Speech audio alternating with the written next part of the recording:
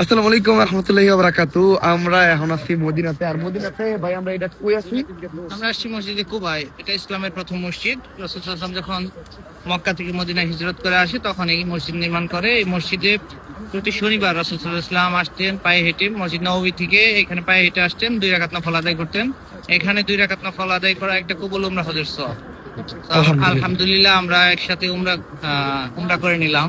2 রাকাত আলহামদুলিল্লাহ। নফল আমরা আদায় এই করে। জায়গায় দুই রাকাত নফল সালাত আদায় করতে পারছি, আমাদের জোহরের সালাতটাও আদায় করতে পারতেছি। আল্লাহ তাআলা আমাদের এই সুযোগটা করে দিছে। আর মসজিদটা কিন্তু অনেক বেশি সুন্দর, ঠিক আছে? ক্যামেরায় কতটুকু দেখা যাইতেছে আমি জানি না, মসজিদটা সামনের থেকে অনেক বেশি সুন্দর। আর মসজিদের ভিতরটা তো আরো বেশি সুন্দর। ভিতরে এত সুন্দর স্মেল আর এত ঠান্ডা, যেটা বইলা বোঝানোর মতো না। এই যে এত মুসলিম দেখতেছে যে নামাজ পড়ে বাইরে হইতেছে, তারপরেও মসজিদের ভিতরে একটা টু সাউন্ড হয় নাই। আর মানে এত শান্তি লাগে এই মসজিদের নামাজ পড়ার পর, এই মসজিদের ভিতরে ঢোকার পর। এইটা শুধু এই মসজিদে যারা গেছে তারাই বলতে পারবে।